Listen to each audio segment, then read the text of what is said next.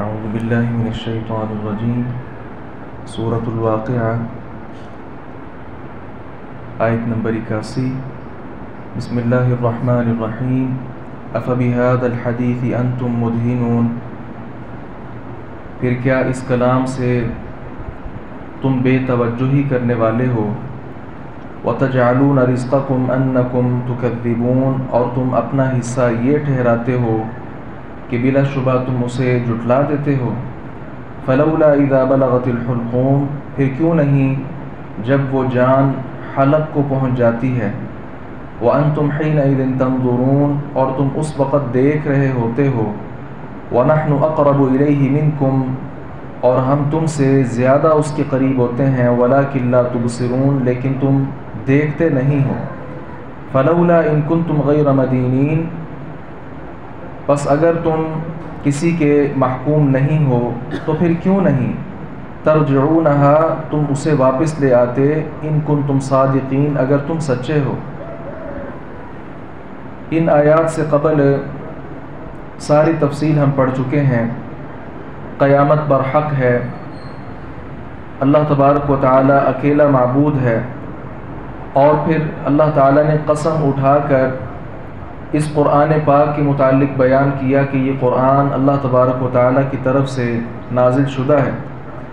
اس سب بیان کے بعد اللہ رب العزت نے فرمایا کہ کیا پھر تم قرآن سے بے توجہی برتے ہو، قرآن پہ توجہ نہیں کرتے ہو، اور تم اپنا حصہ صرف یہ بناتے ہو کہ اس کو جھٹلاتے ہو۔ کتنی ساری تفصیل ہے کہ اللہ تبارک و تعالی نے قرآن نازل کیا، کہاں لوح محفوظ میں یہ محفوظ تھا، پھر آہستہ آہستہ کر کے نازل ہوا، اتنے احسانات، اتنی تفصیل۔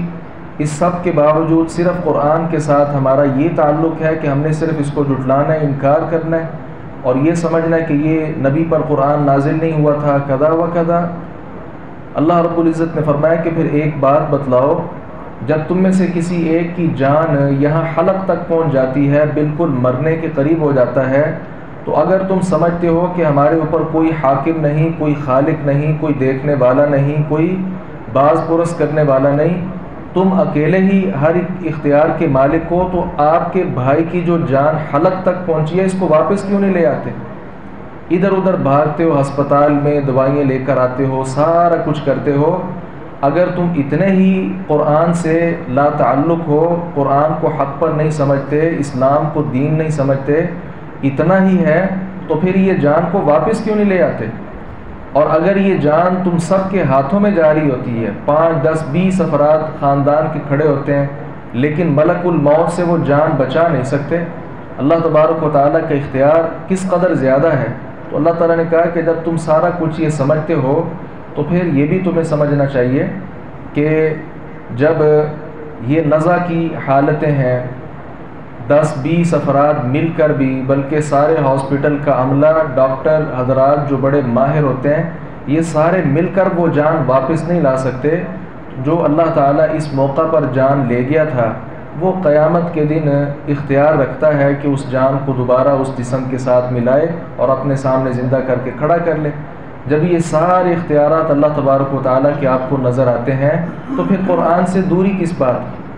مسلمانوں کے لیے بھی یہی پیغام ہے کہ قرآن پر ہمارا ایمان تو ہے، لیکن اس کے مطابق عمل نہیں ہے، اس کی تلاوت نہیں ہے، تو کوشش کر کے اس کے ساتھ جتنا تعلق ہو سکے قرآن پاک کے ساتھ وہ اپنا تعلق بنانا چاہیے۔ اس کی تلاوت، اس کا ترجمہ، اس کی تفسیر، اس کے عملی پہلو، اور ان کو اجاگر کرنا چاہیے، اور پھر لوگوں کو بھی بیان کرنے چاہیے۔